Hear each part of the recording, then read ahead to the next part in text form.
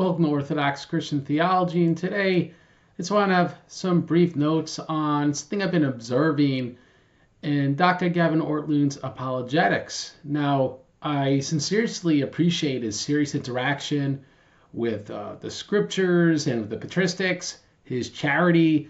I think his delivery style is entertaining, it's engaging. This is something that's, I think, important in the YouTube format for apologetics.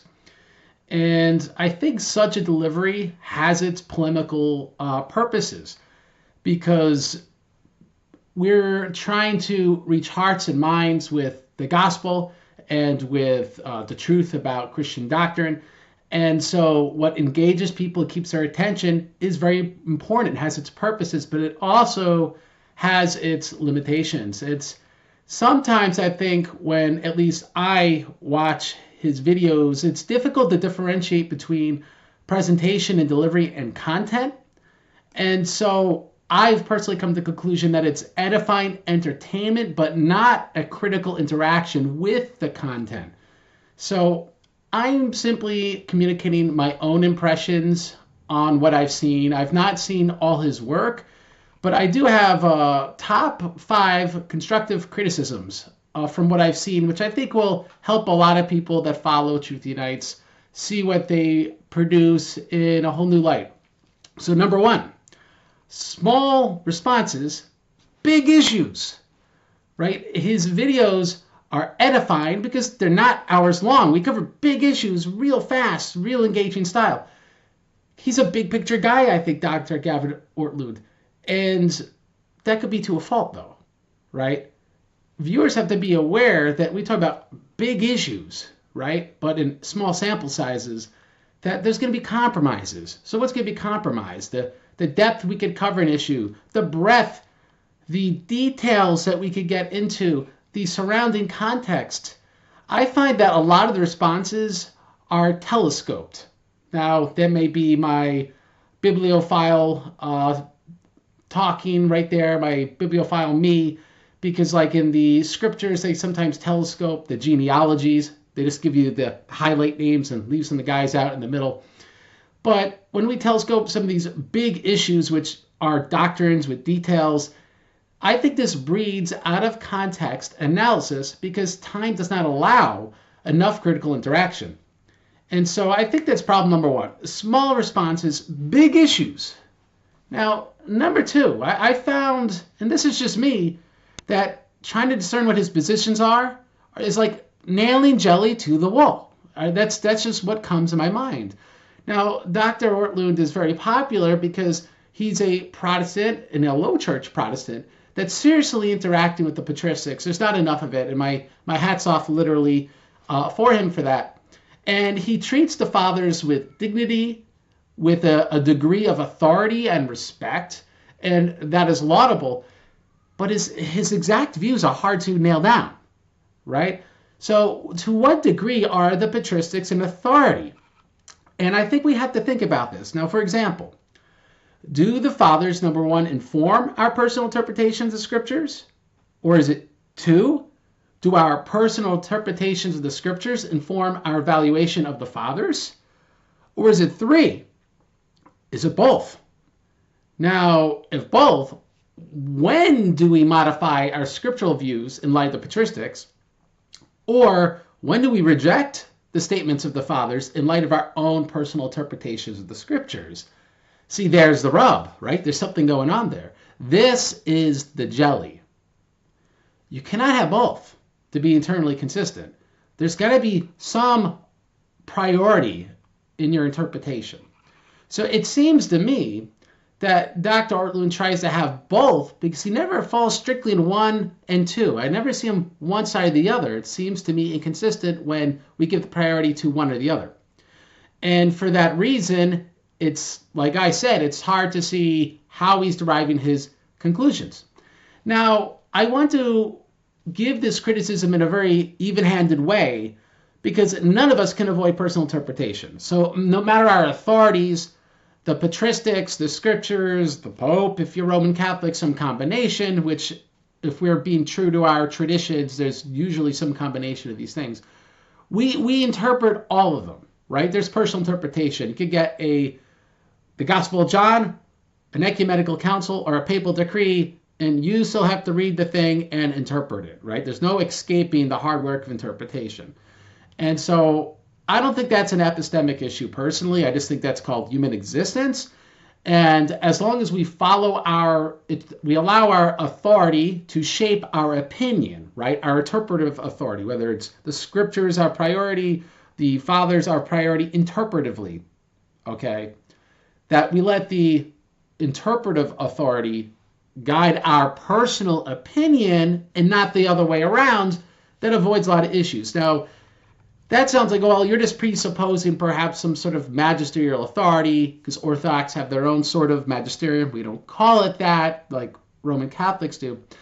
But this actually is true also for Protestants in the scriptures, because, for example, if someone doesn't let the scriptures shape, right, as an interpretive authority, how they understand the scriptures, what do? Well, they make forgeries, like Marcion did, right? They make false scriptures, they take things out.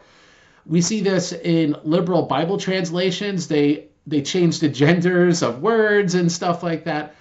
They put brackets around sentences which they think are offensive to people. And so we could see when we take our personal opinion and impose it on our interpretive authority. It happens with Protestants. It happens with everyone. What we have to do is put the horse in front of the cart and not the other way around. We have to have our interpretive priority in front of what we're interpreting, right? Otherwise, we essentially don't do justice to what we're interpreting. I think that's a basic point that gets forgotten a lot. And so this question is a priority of interpretation. Where do we begin in order to form how we interpret these matters, right? So I'm going to just briefly make the case that it should be through the fathers of the church. Well, why? Number one, the fathers preserved for us the scriptures and the entire Christian religion. I mean, that's where you get the Bible from. So it's hard to make sense of something when you got that something from people without listening to what those people had to say, right? So I think that's a pretty basic point to understand. Number two, the scriptures tell us that God has given the church teachers, and they are explicitly ordained via apostolic succession. This is something I've talked about with Dr. Ortlunds in our Interaction channel. So this is in the pastoral epistles, for example. So it wouldn't make sense to make the scriptures the top priority of personal interpretation, that is, right? They are the means in which we interpret even the scriptures themselves. When the scriptures tell us that a specific kind of person is tasked with teaching us Christian doctrine, right? The scriptures are pointing as an authority, saying, you need to look to someone that's going to tell you what the doctrines are, right? And those are the teachers that God has given, of course, to the Orthodox as his episcopacy. But this points to us that our priority interpretation is not going to be the scriptures themselves, because the scriptures tell us that we need teachers. Now, number three, I think patristic consensus has to mean something, because the alternative to accepting that patristic consensus is interpretively binding is a great apostasy theory, that it took to someone else to come up with a better opinion how to interpret these things compared to everyone before him. Now, I know that there's going to be those that deny, well, we don't ascribe to great apostasy, we just don't accept what you think is a consensus. Well, let me take a third rail issue and challenge them with it. And that would be prayers to the saints. Now, we have no documented resistance whatsoever of anyone rejecting praying to the saints within the first 200 years of church history. No recorded resistance whatsoever. Now, they'll say, well, how many prayers to saints are there? First 200 years of Christian history, 10% of all extant Christian authors of this era have recorded prayers to the saints. So it's not a minor number. It's not just from one source. To the informed, to people looking at this historically, this is ubiquitous. That's just pretty much as ubiquitous as you get with scanty historical sources. Those are curious. There's at least 11 examples that I've come across. Now, after this era, after the first 200 years, it doesn't decrease, it just begins increasing. The scriptures themselves connect to this practice. Revelation 6:10, there's Matthew 27:42, if I remember right. They think Jesus Christ is calling for Elijah, so they take for granted that you could pray to saints. And so I ask, how do we reject prayers to the saints without placing our own personal opinion? I don't read Revelation 6:10 that way. I don't read Matthew 27 that way. Okay, you're entitled to your opinion. But how do we put our own personal opinion of the scriptures over the opinions of the fathers and how they viewed those scriptures bearing on that topic when they gave you the scriptures? And there's a consensus, and there's not any recorded example of anyone rejected it. It seems to me morally hazardous, and I think it kind of lays bare the weakness of putting our own personal opinion as the interpretive authority in front of the fathers of the church, being at least the interpretive authority for us to then look at these matters. Now, number 4, because we were counting a list, you probably forgot because that was the longest side. Jeremiah 17:9 says, "The heart is deceitful above all things and desperately wicked. Who can know it?" So no interpretive authority, all right, or interpretive priority for that matter, right? The fathers over the scriptures, let's say, as being the priority in which we look at these things, cuts our heart out of the equation, right? So my heart's wicked, so I could misread the fathers, I could misread the scriptures, I misread a papal decree. That's part of the human condition. We're fallen with sin. However, depending upon scripturally imposed teachers and patristic consensus is realistically a governor against this, right? It's not just my opinion being the means to which I judge everything else. At least I'm using my perspective to look at other people's opinions, presuming they're trustworthy, and that's at least a governor. It's another thing that prevents me from going off the rails. So this does not solve everything, but it does solve placing our personal opinion of the scriptures above the opinions of the fathers on those same scriptures and the topic at issue, sometimes doctrines, which aren't transparent in the scriptures. Now, this is, to me, epistemically more humble and less egocentric, which I think is very important for us being Christians to really follow after Christ like the little children, to such will belong to the kingdom of heaven. Now, priority is important, and this needs to be consistently applied. All right? And so that's why I think we can't just go, all right, well, my opinion of scriptures will be how I look at everything else. Oh, my opinion of the fathers will look at everything else, and sometimes I'll mix it. No, it has to be consistent. Because again, our heart is desperately wicked. Who could know it? The more inconsistent we are, the more our heart and those emotions could get the best of us. Now, if you don't do this, one cannot derive conclusions in a consistent manner. So at least if someone is always using their own personal opinion of the scriptures as their interpretive priority, you always know where they're coming from. You can kind of start figuring out how they tick, and then you go, this is why they always come to this conclusion. This is this guy's pet issue, let's say. If it's the fathers, so this is why this guy always reads these things this way, because he's always getting it from all these church fathers.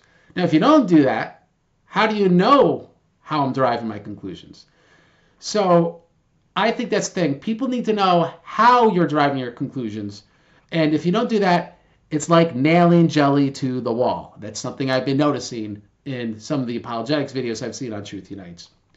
Now, number 3, third constructive criticism, I think there needs to be work on reducing the out-of-context analysis of the fathers. Now, this is only my impression, one fan of the patristics to another fan of the patristics. I don't think Dr. Ortlunds is purposely looking at sources out of context. It's not like he's waking up in the morning and he's deciding, I'm going to really twist Augustine and trick a bunch of people.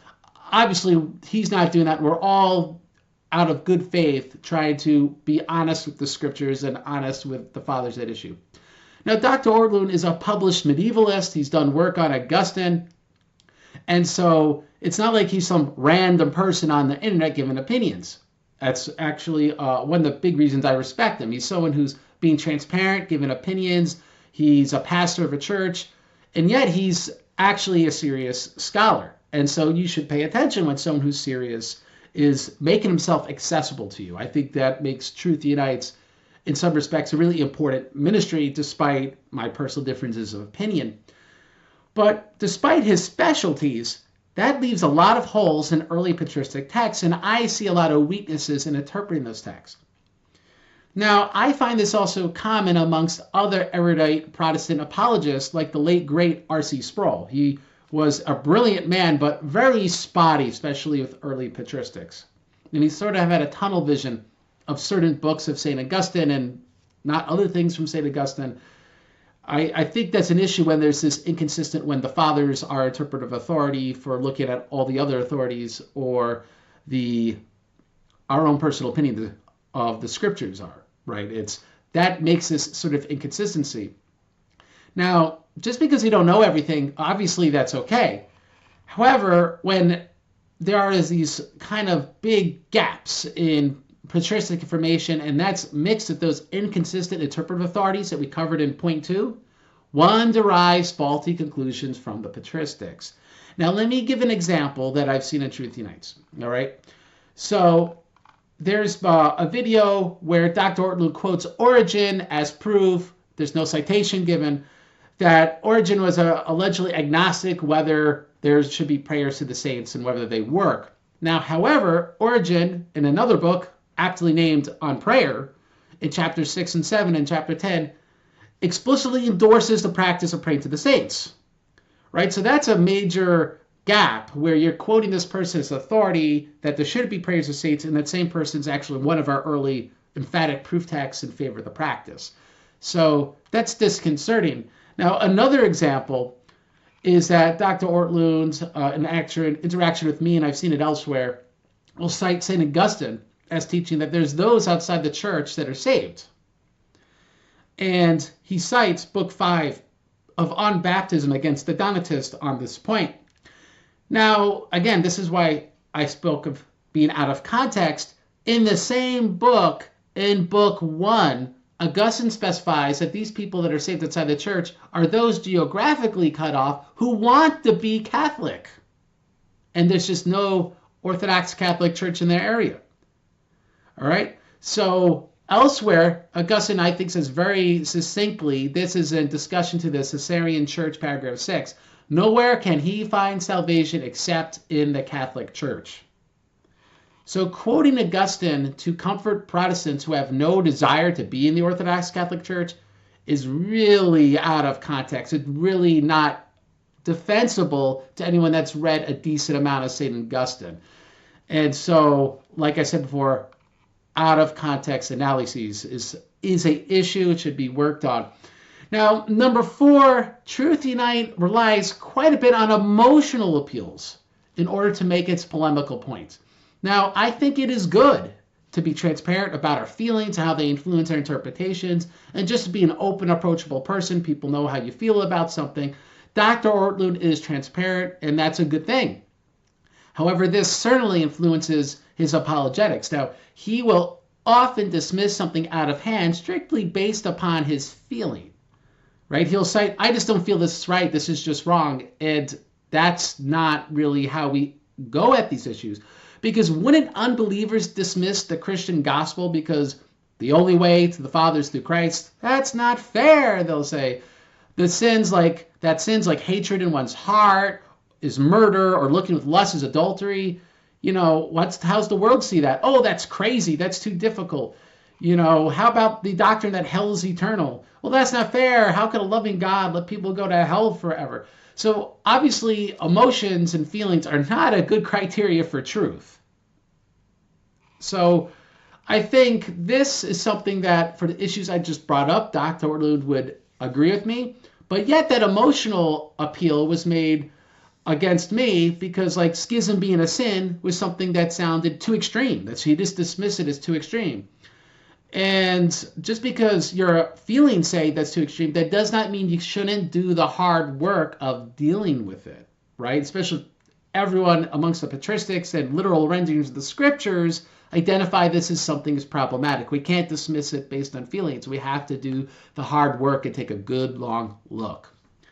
Now, just on that issue of schism, if we have a maximalist interpretation that this pertains to the institutional church boundaries and those outside of it aren't saved, then this is obviously very serious, right? If you're Protestant or whatever, right? Because I'm not in that church, you might think. So, all right, we got to pay attention. It's serious. But now let's say I'm wrong, but put the emotions aside for a second. If we have a minimalist interpretation, like Dr. Ortlund has, but and that schism is something more minor, pertains to matters of dispute that could even be within the church, rivalries within the church, then isn't schism even more serious? It's that much more easy to be guilty of a damnable sin. Because, right, you could be in what's supposedly a good church, and you're getting to this quasi-factionalism, and you could be damned. So how is one to avoid the sin of schism in either event, right? So I think when you see it's no big deal, what it portrays is the person doesn't really authentically have a minimalist view, because the minimalist view is actually scarier than the maximalist view. So why do people not realize that? Because they're so absorbed with the emotional appeal. Like, this sounds too extreme. But that doesn't solve the issue, because you got to take that good long look, because whether you're taking a maximalist or minimalist approach, you're in a lot of hot water if you are not in straight and narrow on this. So it's something where you can't look at this emotionally. You have to look at this seriously. Using emotional appeals to make polemical points actually hurts people. And this is really bad, because people become conditioned to approach religion in this manner. Right? Not a matter of faith, humility, accepting what the teachings of the scriptures, teachings of the fathers are. They use their feelings to govern things. And these are matters that require discernment, not emotional reactions. I'm not saying that we're emotionless automatons, but that being said, we must not hinge our arguments on emotional appeals, right? So again, emotional appeals, that's a problem. Now, 5. Discriminatory ecumenism. I think this is one of the biggest issues with the presentations in Truth Unites. Let me explain. I really appreciate that Dr. Ortlunds, I think, is really sincerely trying to build bridges as best he can. I really appreciate that. But I perceive a tendency that all these bridges all are on a one-way trip back to Protestantism. Right? It's not this two-way street. It's a one-way road. It seems to me that distinctive Orthodox and Catholic positions are framed as sectarian and extreme. But common Protestant doctrines are always necessary and wholesome and sensible. So due to there being no established interpretive priorities that we covered beforehand, there's no way to consistently apply and weed between what is actually sectarian and what's actually necessary. So to me, it's suspicious. What's suspicious is that whenever the saints teach something, like prayers to the saints, that is distinctly Orthodox and Catholic, it is extreme. It's evidence that the church is starting to go off the rails. It's sectarian. But if a saint could be from the same era, because Dr. Ortlunds will cite Augustine. Augustine's on the wrong side of these same issues. But if the same saint in some other context poses a difficulty for the Orthodox and Catholics, then all of a sudden they're wise and they should be heeded, right? This is, to me, pretty suspicious how it always works. They're extreme and off the rails when it's Orthodox Catholic distinctive in these ecumenical discussions, but when they say something that's challenging, now all of a sudden they are not so wacky. So I don't want to put words in the mouth, obviously, when I say wacky. I'm trying to be entertaining here. I also find that Dr. Ortlunds is much more tolerant of Protestant non-negotiables than Orthodox and Catholic ones, right? So, for example, Dr. Ortlunds concurs with Joshua Shupin that the shared chalice that between Protestants is preferable to the closed chalice of Orthodox and Catholics. They boast, this shows we have more unity than they do, that we have a better principle of unity than they do. So, right, that's an example of our non-negotiable being extreme and sectarian. But yet, would Dr. Ortlunds, when he's on vacation, permit a conservative Anglo-Catholic to preach, liturgize, and take confessions in his absence, in his church, with his congregation? It's an interesting question. You got to think about that, right? So all of a sudden, one non-negotiable is more important than the other non-negotiable, right? So we got to be honest with ourselves. We all have our non-negotiables. I just do not see how it is fair that ours, the Orthodox, are always extreme and the Protestants are always common sense. So that's the big issue, I think, that comes up, discriminatory ecumenism. So I hope, I'm just going to conclude, give some final thoughts. I hope this has given you a lot to chew on, to think about, whether you're Dr. Ortlunds watching this or just fan of his, like I am, and a fan of my channel, and just looking at apologetics and trying to evaluate what's in the landscape and what it's all about.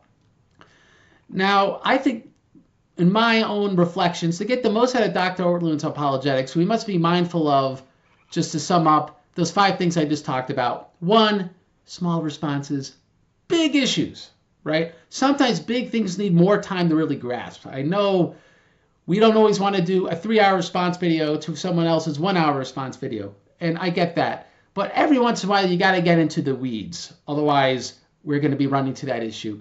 Number 2, nailing jelly to the wall. We need to be transparent and consistent with our interpretive priorities so people can see how we're deriving our conclusions. Number 3, out of context analysis of the fathers. I must emphasize the importance of the interpretive consistency that we were just talking about before, those interpretive authorities. Because if we don't have that, we start getting very out of context analyses of the fathers. Number 4, emotional appeals. It's good to be honest, but don't use it as a polemical weapon. It's kind of a way of shutting down conversation, saying, oh, that's just crazy, I can't hear that. Like, how could he say such a thing? Well, then how are we having a conversation anymore? It's like arguing with your wife, right? Number 5, discriminatory ecumenism. Ecumenism cannot be a one-way street, or you can simply just not be ecumenical, and then you could have your one-way street. So I want to keep this conversation going, even get some of your own constructive criticism on me. Do it in the comment box below. There's also a link to the Discord channel. So let's keep this conversation going. And I also want to say, if this has blessed you, please bless the churches in Cambodia. Help the evangelism there. Link is below, orthodoxchristiantheology.com/donate. And as always, fight to the death for the truth. And the Lord God will fight for you. God bless you. Have a great day.